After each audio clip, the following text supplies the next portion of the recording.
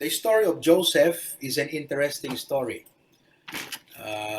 Paborito tayo nga balik-balikan, sarap na pag-aralan because there's so much insights and practical lessons that we can learn from the life of Joseph. It's a winning piece. But what is notable, ngayong gabi, itong gustong ipakita sa inyo, what is notable about his life, kakabsat, is perhaps you do not see, but tibiyag na kakabsat kat i-reflect na ni Apo Jesus. Dayjay ti kayat kung ipakita kada kayat ang Arabi. Let me just give you one single truth tonight. And the truth is this. The best thing about your life is when it pictures Jesus Christ. That's the truth that we're going to study tonight. The best thing about your life is when it pictures Jesus Christ. It's a very biblical topic at I'm not sure no na-encounter tayo ito yan sometime in our life, but let me just share this with you tonight, okay? The best reflection that we can have about our life, anat nabintas nga nga may baga titaw about you, di ba? What is the best thing that people can say about you, or what is the best thing that you can do in your life? Well, let me just give you three things. First of all, napakaganda is when we are able to say, kat kuna tayo number one, ganito din ang ginawa ng Panginoong Hesus. Can you say with all of your heart that the things that you're doing, the way you handle things, your attitude toward situations and problems, your reactions, your responses, your perspective, can you say with all of your heart na ganito nga pumayak at kasti tinamayan ni Jesus Christ. Ganito din ang ginawa ng Panginoong Hesus. Another thing is, ganito din ang number 3. Let me just go to number 3. He is like Jesus. People would say about you, he is like Jesus. Kagaya niya ang Panginoon. Diba? Kasla Jesus is una siya. Have you ever heard someone say about you, kaslang, he's like Jesus. You know, the way he talks, his attitude, his life, his character, DJ biyag nagat makitam ni Apo Jesus keng kuana. So that is the point I would like to show tonight, because in the life of Joseph, nagadot maadal tayo eh. We can learn significant yung kanyang pains, di ba? He was sold, he became a slave, then he was thrown into prison. The Lord blessed him. You know, tapos sa bandang huli, ganda ng kwento, sabi niya sa kanya mga kapatid, you meant it for bad, God meant it for good. So there is so much insights that we can learn from the life of Joseph. But what makes his life really meaningful in the whole scriptures? Kasi, syempre, di biyag nagat ti significance di biyag nagat the nation of Israel. Okay, in the Old Testament. But I want you to see the significance of his life in the whole of his scripture. Kasi the whole Bible, the central topic nagatanga the nation of Israel. No, the central topic na central subject niya is the Lord Jesus Christ. So what I would like to point to you tonight or show to you is the life ni Joseph, how it shows Christ, no? The topic of the whole Bible. Because that is the best thing that happened in him. That is the best thing in his life. The point is this, mabaling adult ma-achieve mo, di pa nagbiag, dadadigitay ma-accomplish mo, dada successes mo, but the end of it, the boiling question is, may ipakita nga ta di biag mo ni Apo Jesus, nakita nga ta iso na ijay, na magnify bang Panginoon. So for example sa akin, sa aspect bilang pastor, di ba? By the grace of God, lumalaki ang HBBC. Pero how do you measure my success as a pastor? So, I propose to you that the success of my leadership as a pastor is no makita ni Jesus Christ ti biag dagiti members. Because ti duty kat saan nga mang padakkel ti church. That is God's duty. Maliwanag yung sabi niya sa Bible. Paul planted, Apollos watered, God gave the increase. So, hindi ko duty na paramihin ang church o paramihin ang members. My duty is to bring the members into the fullness of Christ in such a level Ngano kitam ti church, kitam ti set up dagiti kakabsat, makitam di biyag da ni Apo Jesus. That's how you measure it. Siyempre sa pastoral work, maraming mga pagdating sa practical aspect, nandyan ang administration, we have an archive, we have the live stream, ano pa, we have these programs and on and on. Pero on top of it all, sa taas ng lahat ng mga ito, the prevailing question is, ano ang significance ng Panginoong Hesus sa ating ministry, sa aking ministry personal as a pastor? Nakikita ba si Kristo sa aking buhay? So, yun yung pinakapunto. Kasi, siyempre, datayo kakabsat, nagduduma ti trabaho, nagduduma ti kaslang turong ti panagbiag, nagduduma ti lugar tayo, nagduduma. Pero yun lang yung point na gusto kong makita nyo ngayong gabi. I hope you can see it. I hope makita yung DJ point kakabsat. Nga, kaslang the life ni Joseph, let me just repeat it again. Nagado nga episodes, nagado nga event, nagpintas ti taray na, the ending, they live happily ever after. That is the significance of Joseph in the nation of Israel. Pero the whole Bible is all about Jesus Christ. From Genesis to Revelation, it's all about Christ. So ang point na aking ipapakita sa inyo is, the best thing in the life of Joseph is not just about these episodes, these dramatic situations, the prosperity, the promotion to the throne. No, but that I will show you tonight na yung life ni Joseph is a perfect type and reflection of Jesus Christ. Ganun din sa atin. Mabali nga successful ka ta job mo, etc., etc., etc. Pero bilang isang Christian, ito yung dapat maging basehan mo, sukatan mo, standard ng life mo. Diba? DJ, the Lord Jesus Christ in your life. The best thing about your life is when it pictures Jesus Christ. Let me show to you 4 verses, tapos di kastagat masolidify tayo dito, pinaka-point tayo ay Galatians 2:20. Galatians 2:20. The Bible says, I am crucified with Christ. Nevertheless, I live. Yet not I, but Christ. O diba? Maliwanag yan. Kaya hindi, yung life mo is not about you. Your job is not about you. Your plans, your goals in life, your successes, your family, it's not about you. It's all about Christ.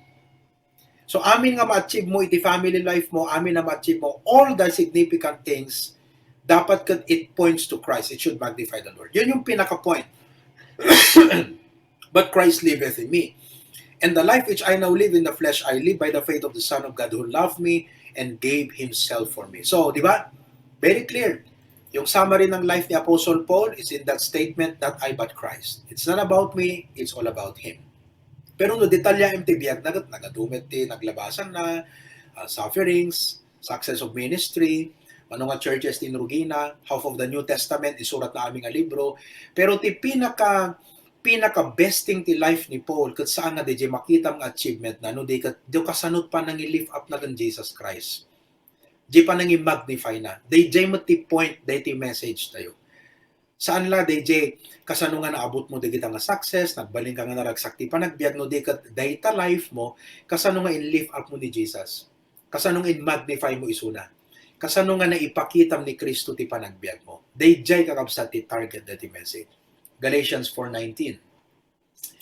Let's try to look at Galatians chapter 4 verse number 19. Okay, Galatians 4:19.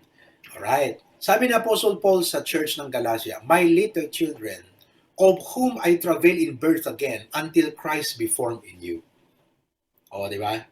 Kung si Paul ay isang coach, ano yung gusto niyang i-training sa mga players niya?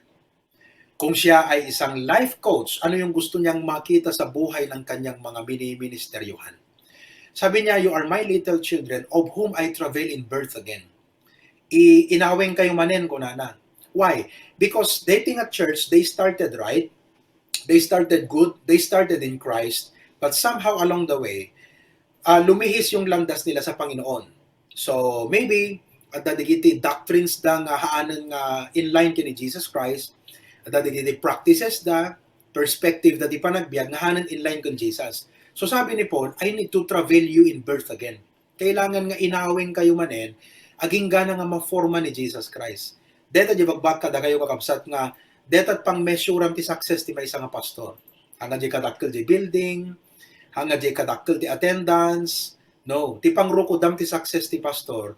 Kitam iji church, kitam ti membership, no makitam ni Jesus because that is the target of Paul eh. I want to make sure that Christ is formed in you. Oh, di ba?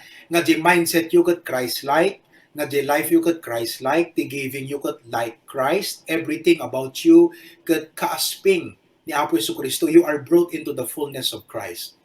That may sang ipagpaganat gud ko kadigiti pastors tayo, kan preachers tayo. We can preach a wonderful message, we can lead a successful program in the church, pero ang question dyan, kasano nga in-lift up tayo ni Apo Jesus? Dayjay nga kanayon kakabsat iti measurement iti success. O, di ba? So nakita nyo na.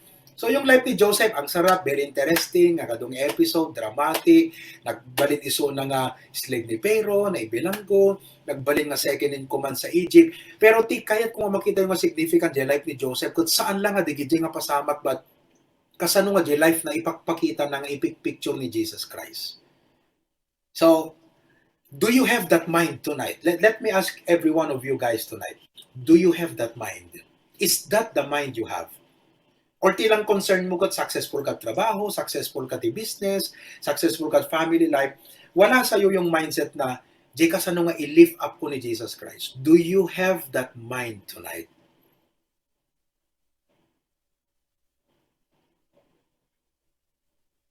Di ba? I'm pausing for a while so I can give you time to think it over. Isipan nyo maigi. What is all earthly gain and successes no hamo na i-lift up ni Jesus Christ? Walang significance yung life mo. Yung life ni Joseph, significant sa nation of Israel, pero ano naman yun kung hindi na ipakita ang Jesus Christ sa buhay niya? The whole topic of the Bible is Christ eh. Yun lang po yung simple logic dito. I will preach this for the next 30-40 minutes. Marami pa akong didiscusin, pero gusto ko lang mag-sink in sa inyo. Ito yung punto ng ating lesson ngayong gabi. Just this simple truth tonight. Kasi ako maging Romel, you want to be a successful father. Yan, no? Baubana ni Elijah. Elisha. Oh, praise the Lord. You want to be a successful architect. Makikilala ka rito. Pero as a Christian, tatanong mo yung sarili mo, kasano nga i-lift up ko ni Jesus? Kung wala man lang point na na-lift up mo pa rin sa Kristo, walang significance yung success na yun. Walang significance yung family na yun. Walang significance ang lahat kung hindi natin naitaas. Diba? Not I, but Christ. Sabi nga ni John the Baptist, he must increase, I must decrease. Napakagandang prinsipyo yan. He must increase, I must decrease. It's not me, it's him. Oh. So bilang mga single career and young adult, dahil kakapsat, I know every day, pas na ganda yung dagubra, we need to be diligent, and we have to make good. Why? Because we want to make a good name of Christ. Kung nakaroon ka daging estudyante, agbasa kayo nga na saya at dapat na nga to grace you. Why? Because kayat yung ikan tinapintas nga testimony ni Jesus Christ. Sa isaya atom ti agubra, diligent ka, napasnay ka, di kagladladaw. Dapat magusgustuhan na katibos mo. Why? Because you need to give a good impression of Christ in your life. Because you claim you're a Christian. You claim you're a Baptist. You claim you're a Bible believer. So you need to give a good impression of Christ in your life. They tumbukan tayo. I mean, brethren, ito yung ito yung point ng ating lesson ngayong gabi. Okay? Acts 4:13. Acts chapter 4, verse number 13. No kumatcheskat deti jay king. Uri inati mo jay pon, uri inati mo jay queen, aging ka nga din na ati jay queen, di ka pinangabak. Sa kastamo ti Christian life, uri adot na chig mo ti biag, no dim na i-lift up ni Jesus, wala ka pang naitat, aun pa'y maibilang nga tiyang nga winning ti biag mo. Wala pa. Okay, Acts chapter 4, verse number 13. Now when they saw the boldness of Peter and John, and perceived that they were unlearned and ignorant men, they marveled. Imagine, alam nyo, ang perception ng tao sa kanila, unlearned, ignorant, nagbabading aming kakapsat, and they took knowledge, look at the next, they took knowledge of them, that they had been with Jesus. Wow. I want people to say about me, they ding a statement they last, they had been with Jesus. When I die, in my tombstone, di kayat ko nga nakakabili, Jacob, he walked with the Lord. Di JT, nagpindas ka summary ti life mo eh. I mean, what do you want to be in your tomb? He was the best employee. Di ba? He He was rich. Pambansang kamao, Manny Pacquiao. Pero for me personally, for the sake of my Lord, yan ang gustong ilagay eh. He walked with Jesus. He served His Lord. He magnified Christ. He preached the Lord. Yun yung mga ganun bagay eh. Kasi, inuulit ko po, ang pinakapunto ng Christian life natin is, papaano mo nililift up si Jesus sa buhay mo. Yan yung goal natin, mga kapatid. Oh, another verse, Colossians 3:4. Colossians chapter 3, verse number 4. Alright? Let's wait. Colossians chapter 3, yan. When Christ, who is our life, shall appear, then shall you also appear with Him in glory. Imagine that. When Christ, who is our life, siya yung buhay natin. So, what is the essence of your life? Ano da yung ingredient ng life mo? Ano yung essence ng buhay mo? Christ. He is our life. So, noha mo i-lift up ni Jesus ti biyag mo, noha mo i-magnify, noha nga Christ iso, hang isut makita at biyag mo, you're not living. You're only existing. We can live, mabaling ako ng, Pastor, nagregat mo ti pa nagbiag. You can magnify Christ in your sufferings. You can magnify Christ in your pain. You can magnify Christ where you are. You can lift up the name of Christ in your troubles, in your problems. You can lift up the name of Christ even in your intense needs. You can lift up the name of Christ in your success. You can lift up the name of Christ wherever you are. But that should be the goal of your life.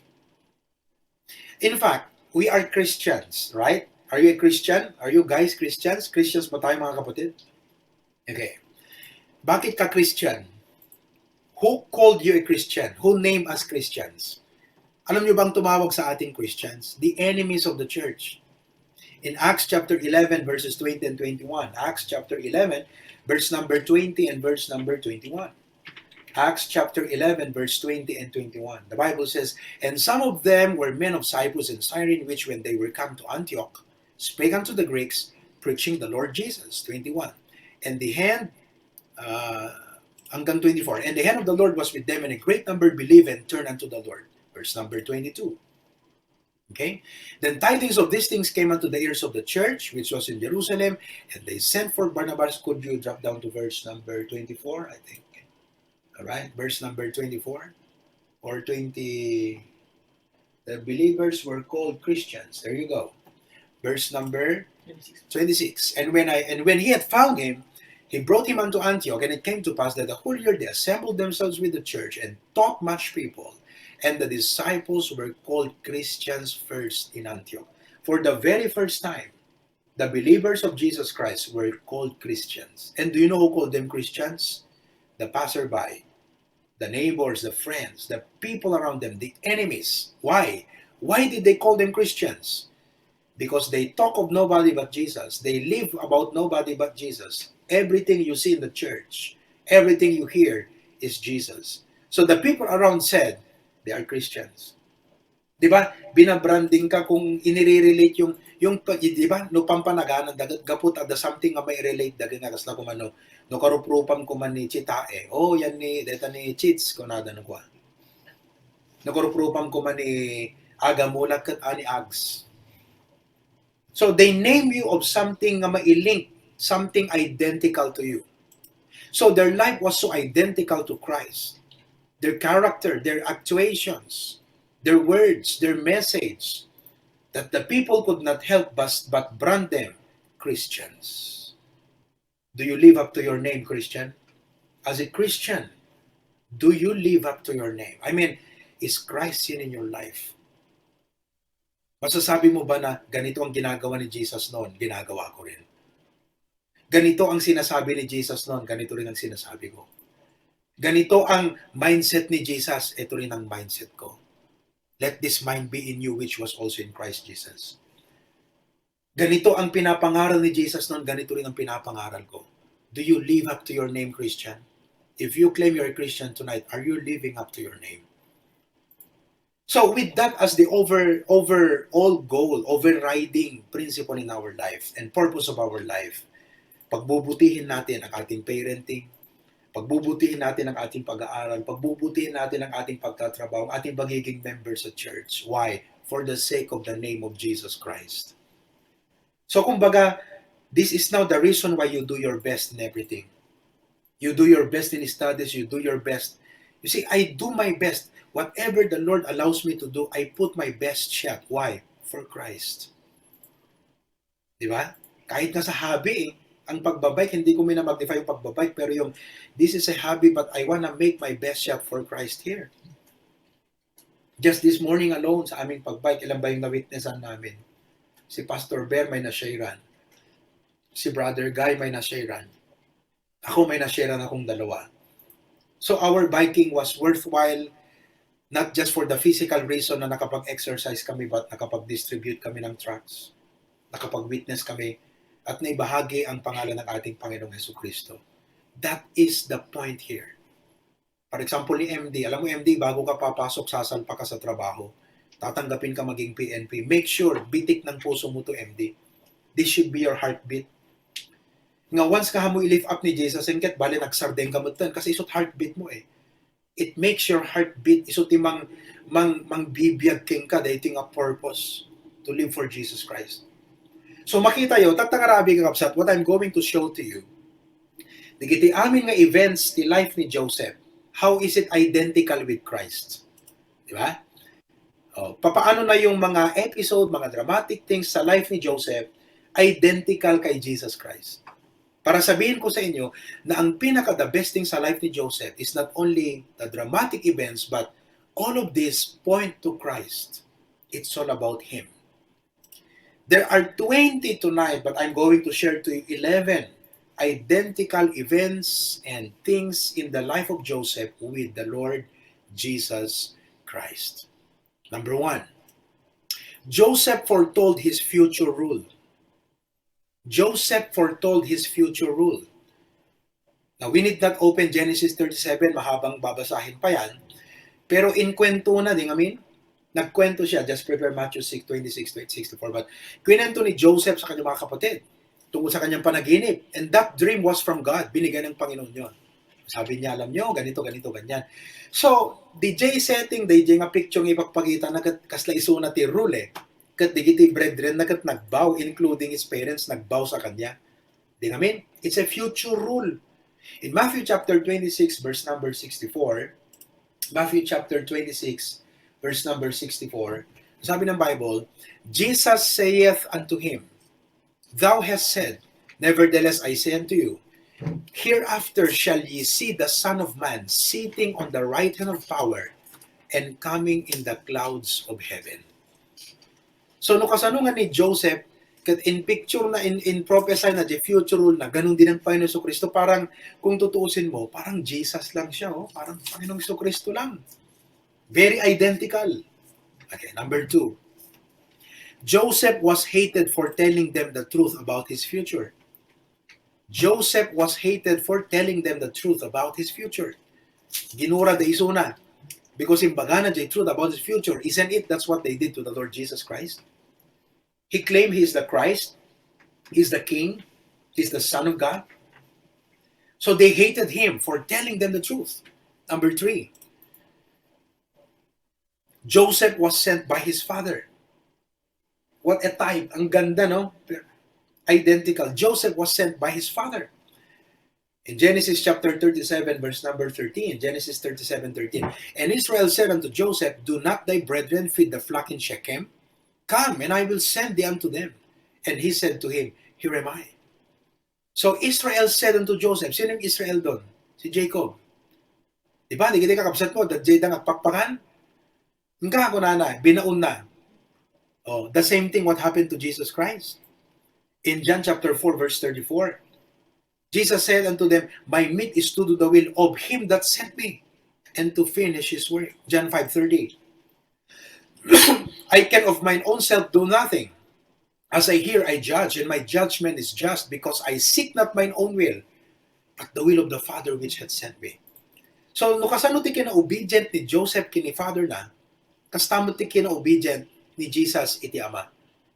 And that should be a reflection of your life as a Christian. Obedience mo iti Apo. Joseph was sent by his father, and Joseph was obedient to his father. Jesus was obedient to his father. So, very identical. Iso nga dito papan na panakpakan. Siyempre, no, isistruyan kami di Joseph, kaslang hamo nakita ni Jesus si JD eh. Di ba? Pakita mo lahat nakadram-dramatic, pero hindi mo nakita si Jesus. Pero ngayon, ang pinapakita ko sa inyo, how is it identical with the Lord Jesus Christ? And then in number four, Joseph was hated by his brothers. Joseph was hated by his brothers. In Genesis 37, verse number 4, and when his brethren saw that their father loved him more than all his brethren, they hated him and could not speak peaceably unto him. Sinong nag-hate sa kanya? Sinong gimura kay kuana? His brethren.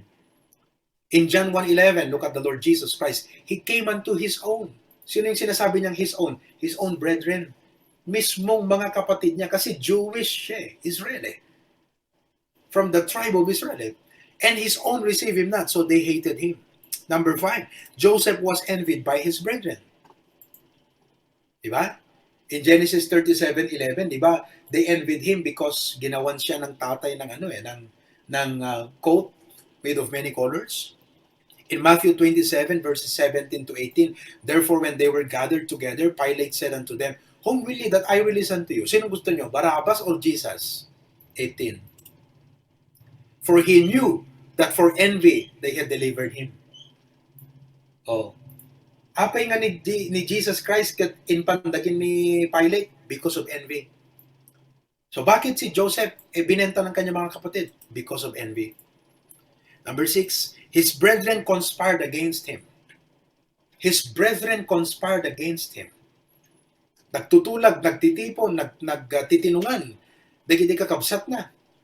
Nagtutulag ng agaramid ti dakes kini Joseph. In Genesis 37, verse number 18, it says, and when they saw him afar off, even before he came near, they conspired against him to slay him. Now, what did they do to Jesus Christ? Matthew 12:14. Then the Pharisees went out and held a council. You know what is a council? Meeting. A group of people coming together against him, how they might destroy him. So, kung titignan mo yung life ni Joseph, parang Jesus talaga. Sana at the end of our life, ganun din yung natin. Na pag tinignan yung buhay mo, parang Jesus. Kaya alam nyo, let me just pause enumerating these things for a while, but parang ganito yung ambition ni Paul that I may know him in the power of his resurrection, the fellowship of his suffering, sabi niya, being made conformable unto his death. Kung ano yung nangyari kay Jesus, gusto kong mangyari sa akin. I want to lift up the name of Christ. That's what he was saying. Number 7, Joseph became a servant.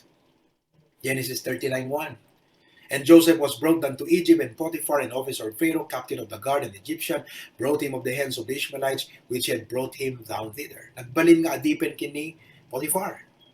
Now, how about the Lord Jesus Christ? Philippians 2:6 and 7. Who being in the form of God thought it not robbery to be equal with God, but made himself of no reputation, and took upon him the form of a servant.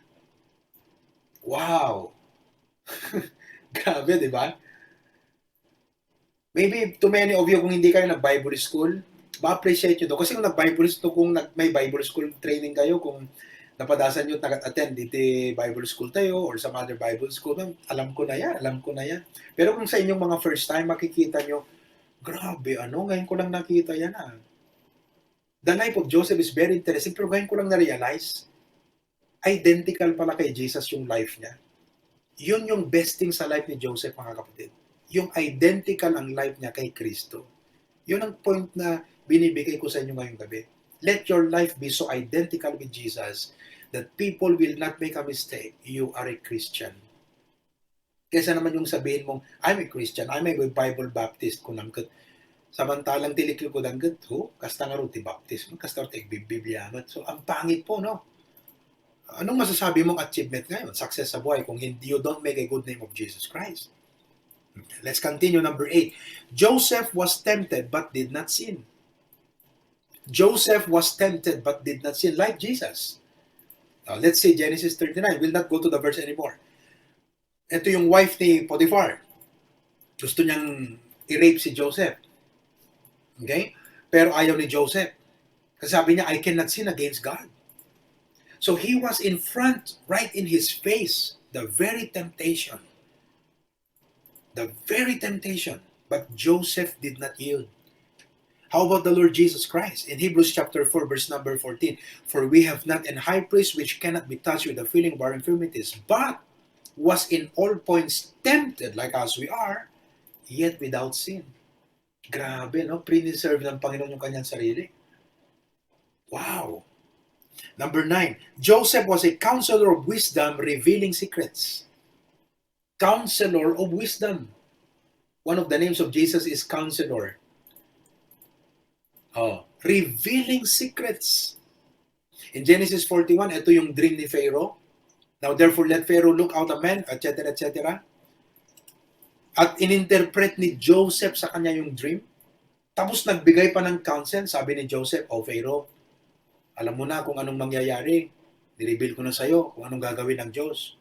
Tumingin ka ngayon ng tao na ganito ang gagawin niya. Ngayon, sabi ganyan ni Pharaoh, meron pa bang kung alam na mas magaling sa'yo? Ikaw nang gumawa. He is a counselor, wisdom, revealing secret. How about Jesus? Colossians 2:3. In whom, sino yung whom? Jesus, are hid all the treasures of wisdom and knowledge. That's why mga kapatid, kung gusto nyong matutunan ang totoong pangunawa sa buhay, walk with Jesus. You want to shape your perspective right? You want to shape your mindset properly? You want to give yourself a real understanding of what life is all about? Walk with Jesus. Learn from His mind. Learn from His heart. Pag-aralan mo yun. Alam nyo, tayong mga yang, masarap pang unawain to Yung mga medyo mas matanda, dadamot adult dito ni Tita Josie, but kung medyo mas matanda, parang it's so hard to go back from zero and start all over again. Pero tayo, we are just starting from the bottom. Right where we are. We are beginning just to live. Sabi nila, life begins at 40. I disagree. Life begins at 30. So I'm 35. Many of you guys are 30 plus and turning 30. Your life has just begun. So you're starting na yung mindset mo, very Christ-like. Yung life mo, very identical sa Panginoon na naka-mindset ka talagang anong gagawin mo sa buhay mo. Alright. Number 10. Joseph was 30 years old when he began his ministry. Diba? Kaya sabi ko sa inyo, life begins at 30. Genesis 41:46. And Joseph was 30 years old when he stood before Pharaoh, king of Egypt. Ito na yung nagsimula yung ministry niya Dito na nagsisimula kasi ang nakita natin sa previous, slave, prisoner. Dito na magsisimula yung pagsisave niya ng sisave niya ngayon yung Egypt, isisave niya yung whole world, isisave niya pati yung kanyang mga brethren. Dito na magsisimula yung saving work niya Di ba? He was 30 years old when he stood before Pharaoh, king of Egypt. And Joseph went out from the presence of Pharaoh and went throughout all Egypt. Luke chapter 3, verse number 23, about the Lord Jesus Christ. And Jesus himself began to be about 30 years of age, being, as was supposed, the son of Joseph, which was the son of Heli. 30 years old. Now, sino kada kayo tikwa? 30 years old. Anybody? Can you raise your hand if you are 30 years old? Anyone from the group? Jerick is 30 years old. Kay Echo is 30 years old. Sino pa? Can you help me, guys? Si JP is 30 years old. Abdul is 30 years old. Okay? Sino pa? Okay.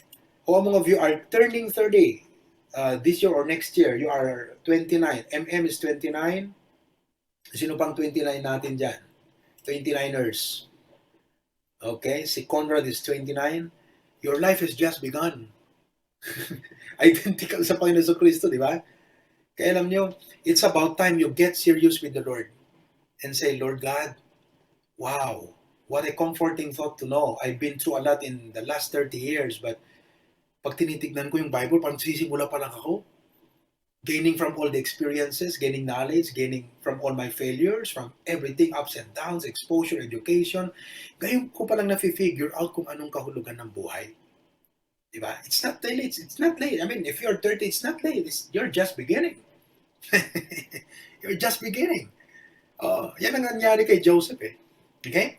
Number 11, lastly. Joseph became a savior to his people in the world. He became a savior to his people in the world. Sino yung mga people? Sino yung mga tao ni Joseph? His brethren. Di ba? Na nandun pa sa malayong lugar. Nagpunta para bumili ng mais. Pero na-save niya sila. Eventually, Pharaoh approved his proposal na ilagay sila sa land of Goshen. So he saved his brethren, his family. But he also saved the world, Egypt and everyone. How about the Lord Jesus Christ? For God so loved the world. Alam niyo yung sinave ni Jesus Christ? Dalawa ang ano ni Jesus, application niya. He is Jesus to Israel and Jesus to the whole world. As Jesus to Israel, He will restore the kingdom in the future.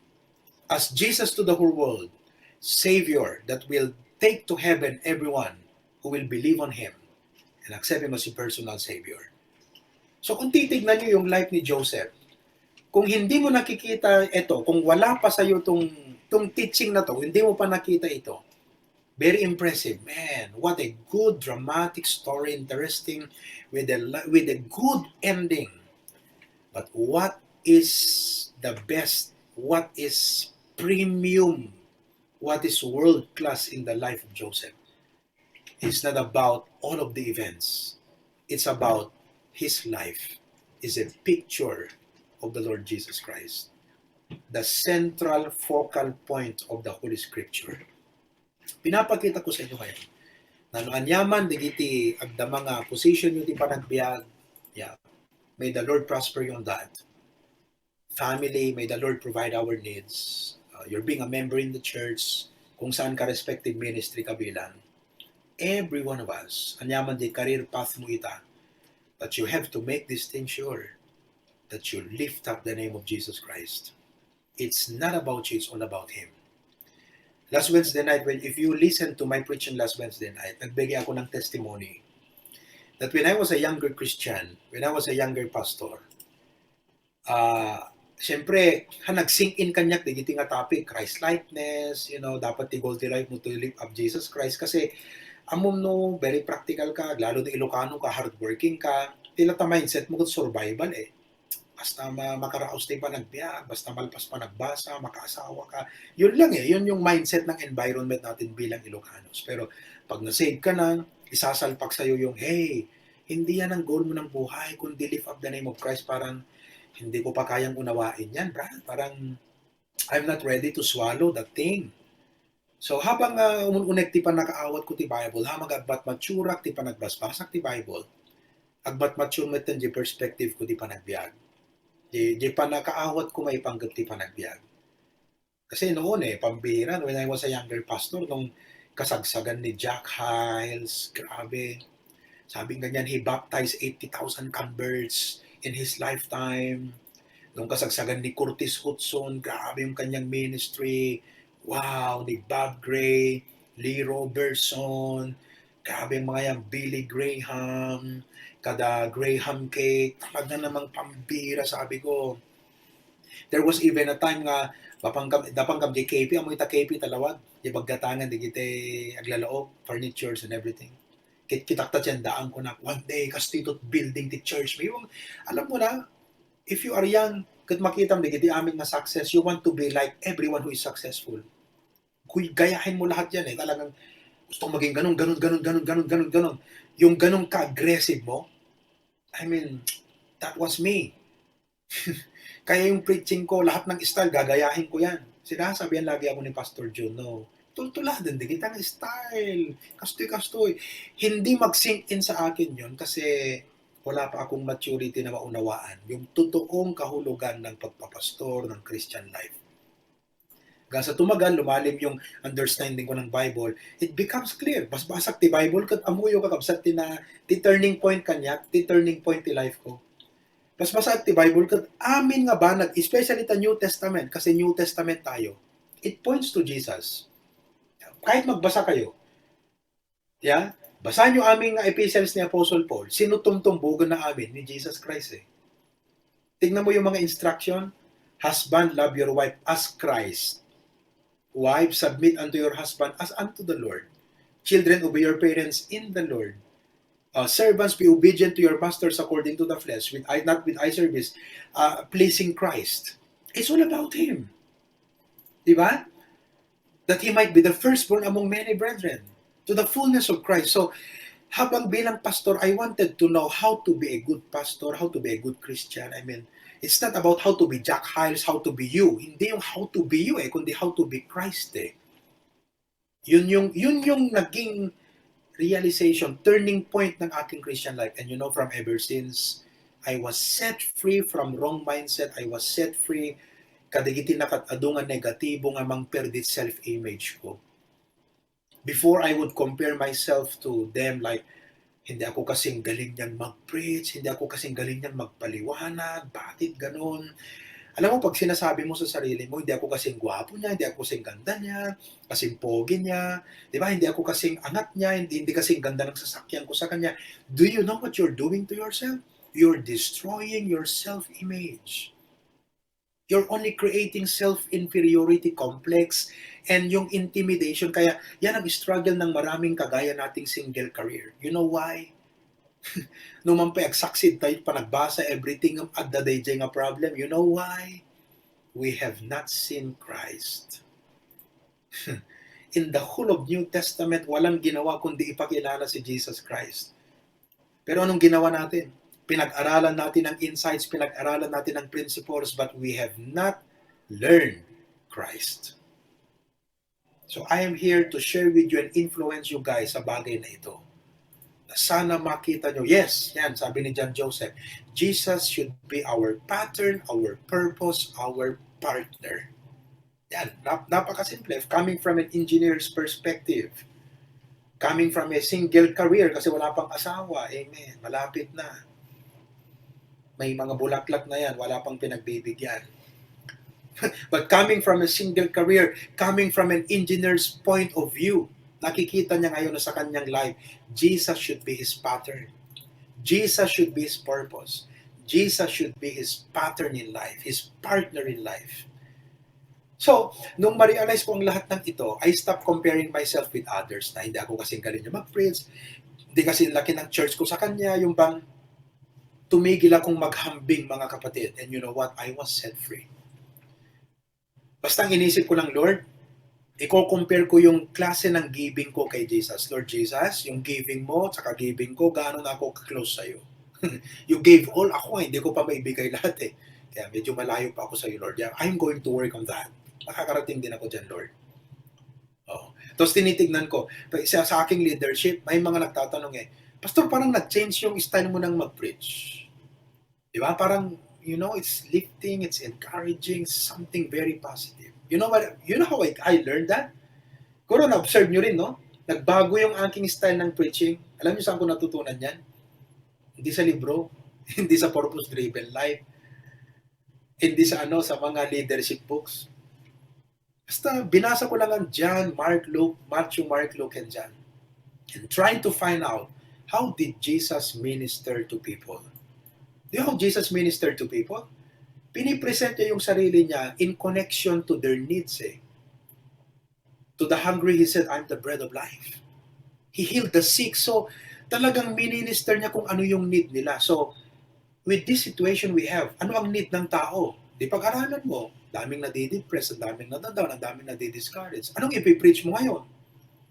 Yung kailangan nilang marinig, hindi yung gusto nilang marinig lang, kundi yung kailangan nila, they need encouragement, to present the Word of God in such a way that will build faith and hope in them in the Lord. So where did I learn that? From Christ. Marami pa, I can share to you a lot of things, but it set me free from comparing myself to others and just comparing myself to the Lord. And in the other hand, in addition to that, I started to buy books and read books and biography. I started to observe people. Kasano nga in-apply na dito nga Bible verse? Kasano nga impakita na ni Jesus? Dito nga point, aspect ni life ni Jesus. Paano niya in-exemplify ito? Gusto kong pag-aralan yan. So I tried to find some people that could show me the way and how I could be like the Lord Jesus Christ. Because after all, mga kapatid, mga single career and mga young adult, tatayo ako bilang pastor sa inyo, anong aking dapat sasabihin? Follow me as I follow Christ. So if I'm not following Christ, what gives me the right to tell you, follow me? Kung hindi ako sumusunod kay Kristo, kung hindi si Kristo ang aking itinataas, what gives me the right and the platform and the audacity to tell you, follow me. So I will be a good leader to you if I'm a good follower of Jesus Christ. And you will be a good leader wherever you are. Level of family, level of career, whatever path you're taking, you will be the best kind of leader if you are a good follower of Jesus Christ. That is the whole point of the message tonight. The best thing about your life is when it pictures and it lifts up the name of Jesus Christ. So, bago isipin ang lahat ng concerns and cares about this life, ito muna. Foundational. Mindset, perspective. Pag naayos mo na to, na-resolve mo na sa buhay mo na to, tsaka mo na ililink ang lahat ng mga bagay na yan. Kumbaga ganito sa bike. Yung frame ay Jesus Christ. Yung group set, yun yung mga aspects ng buhay mo. Tingamin? Ada prenot dita, ada iti anapay, shifter, ada day cogs na, DJ na duma-duma nga, DJ, ado nga, what do you call that? Chain ring, ada chain na, pero ang frame ay si Jesus. Dati yung frame mo, ang pangalan, self, it's all about you. Everything in that bike is all about you. So ang ginawa mo, nagpalit ka ng frame, kinuha mo si Jesus. Kinabit mo yung lahat ng mga group set sa Kanya. Kaya yung life na yan is now about Jesus Christ. Yung tumatakbong buhay na yan, it's not about you. It's now about Jesus Christ. So mga kapatid, sana ay naging clear sa inyo ang message na ito ngayong gabi. Masarap, alam nyo, yang pa kayo yang pa tayo kaya masarap pag-aralan to. Masarap unawain ang bagay na ito kasi dito natin sisimulan ang ating journey sa ating adult life, sa mga transitions sa pagdadaanan natin. Ito ang magiging gabay natin. Walang iba kundi ang Panginoon Jesucristo. Ang prayer ko sa inyo, Philippians 1:9. Philippians 1:9 to 10. Philippians chapter 1 verses 9 to 10. Okay? Philippians chapter 1 verses 9 to 10. Sabi ng Bible, "And this I pray, that your love may abound yet more and more in knowledge and in all judgment, that ye may approve things that are excellent, that ye may be sincere and without offense, till the day of Christ." Na dating nga topic na na-share ko kada kayo, kung ag-abound ko mati knowledge kanyayo, isut mang pa-abound ti wisdom kanya tayo, isut mang pa-abound ti understanding kada tayo, may papanti pa ng sango tayo, dagiti amin nga karit kan responsibilidad ti panagbiag. Tapno agbiag tayong awang pakapilawon kan akong pakabapalawan, aging gana ti yaay kan umay panangala ni Apo tayo Jesucristo kada tayo. So I hope naging blessing sa inyo ang topic na ito ngayong gabi. Ang suggestion ko sa inyo, this will be uploaded and it will be uploaded sa ating website and ilalagay ito sa ating YouTube, right? Ilalagay din sa YouTube. Ang aking suggestion sa inyo, please go over this preaching several times. I highly recommend listen to this preaching several times. I mean, look, meron ba kayong maalalang sinabi ko na ganito, listen to this preaching several times? Of all the preachings I preached since 2007 when I became pastor in HBBC Bacarra, can you remember of any lesson I told you? Mga kapatid, listen to this preaching several times. Meron ba? Wala. Of all the preachings I shared, I beg you, this preaching, just this preaching alone, listen to it several times. Let the mindset, the mind of Christ sink in your mind and in your heart. And let this mind make you abound in knowledge, in wisdom, and understanding, in everything in your life, so that you will be without offense till the day of Jesus Christ. Lord, thank you so much for this evening. Sana po maliwanag ang pagpapahayag ng mensaheng ito ngayong gabi. We fail at times, and the measurement of our failure is out of Christ. Inaamin namin, Lord, na lahat ng failure ay dahil sa aming katigasan ng ulo. At anumang success ay dahil sa strength ng Panginoon sa buhay namin, sa grace mo, sa kaloob mo sa amin, Lord. I pray that tonight, just like in the life of Joseph, before this message, all we say about Joseph is it's an interesting story with a wonderful ending. But tonight, I showed to your people that his life is so identical with Jesus na yan ang dapat naming makita. The best thing that can happen in our life is when our life is actually lifting up the name of Christ. Yeah, Panginoon, sana po mag-sink in sa lahat sa amin, and we will review and go over this message every now and then. And I pray that you will be glorified and honored in Jesus' name. Amen.